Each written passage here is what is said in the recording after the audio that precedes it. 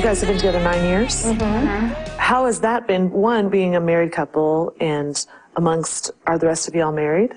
Justin is married. So like, how's that being with married and single and working with your husband and 9 years of being a band together? It's a fun combination. Super fun. Lots of adventure. Well, Every day. We get to share all of our marital spats with everyone. We're like a big family, and we've said for a very long time, like we were a band, like a weekend band, pretty much for about 5 years before we got signed, and then we started traveling full time. But we've always kind of said that our band is kind of like a marriage. We've just decided that we're going to stick it out together through thick and thin, and love each other through the good and bad. And being on the road together, like Glenn said, is sometimes like a giant family vacation. You're with your brothers and sisters all the time, and you hate them sometimes, but you love them. And no, we've grown a lot. Like, God has taught us so much in the last, especially 3 years since we've been on the road full time, and it's grown us up in a lot of our personal character and just learning how to live with each other. And so it's been a blessing. Very cool. Why is it important for you all, as you travel and sing and do your concerts, to actually have that one-on-one outreach with people, to wait around and talk to the people that are there that want to talk? We really treasure the time after the shows when we get to talk one-on-one with the people and get to meet people. And even more so, we have online outlets where we're able to continue the dialogue with them after they leave the show, which is really an awesome opportunity for us to, really develop relationships with people, especially the kids who are hurting or who just need someone to listen or maybe need direction as far as like where they can find help. And God's really offered us a great opportunity through like myspace.com/fireflight and shoutlife.com/fireflight, where people can write into us. And whereas they may be way too nervous to even, someone won't even talk to us at a show, but online, when it's kind of anonymous, they'll just pour their whole life story out to you. So we feel really blessed to have those opportunities. I know in a lot of your writing, you all come from personal experience, and you've dealt with issues, like relationship issues and deaths in the family and that sort of thing. How do you get to a place where you're comfortable sharing those sorts of intimate details and being that vulnerable in your music? Well, I think our music really offers us an opportunity, whereas some people don't have that. I mean, music is a very powerful thing. It cuts right past your intellectuality and just goes straight to your heart. We just really try to be really honest with our music, and we find that as long as you're honest, people are always going to be able to relate. So we just take the things that we've gone through, and we're big believers that God can take the pain that you experience in your life and turn it into power to help others and to just help you live in a victorious way.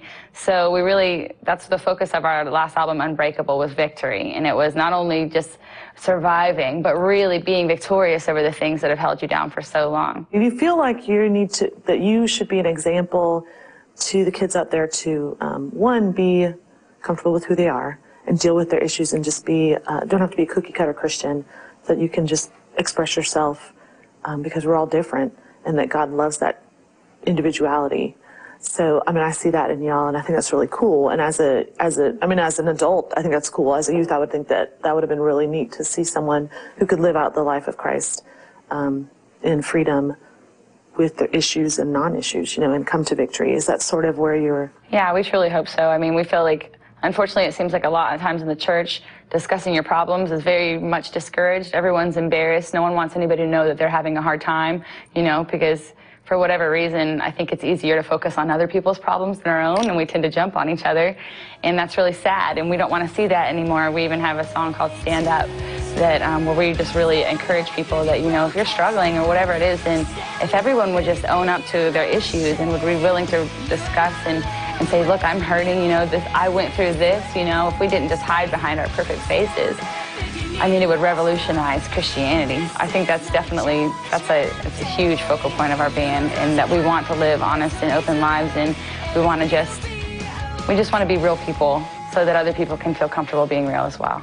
Tell me about the Legacy of Hope and how your involvement got started in that and what it's all about. Legacy of Hope is an organization that started in Florida, and the founders of the organization go to mine and Glenn's church, and they have a heart for the people of Cambodia, and it's a husband and wife team, and she's actually Cambodian. Her family still lives over there.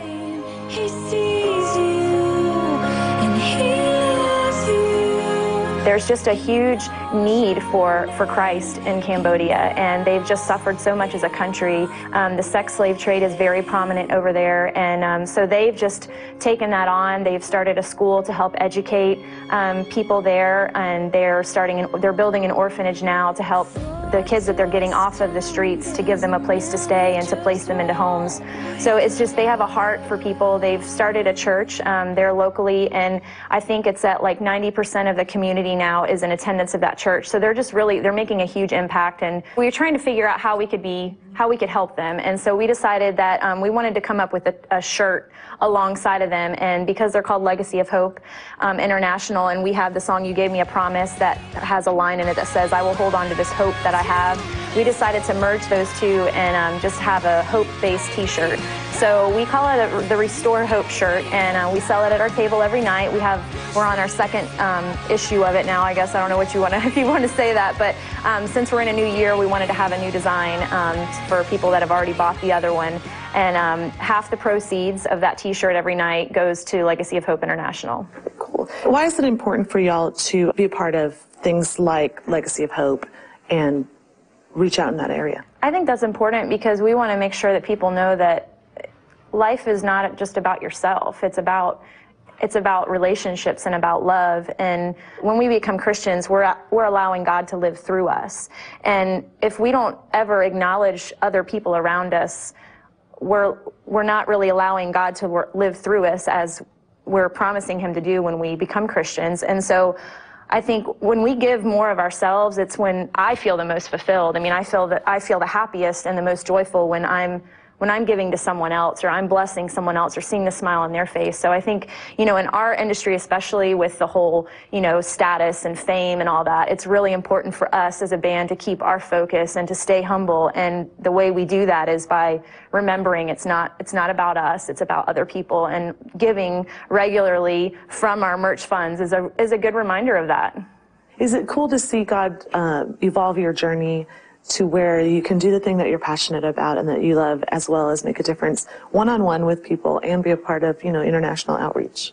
That's pretty amazing. I mean, it seems like every day God's opening new opportunities and new doors. And I think coming from the small town that we did, having as limited talents as we did,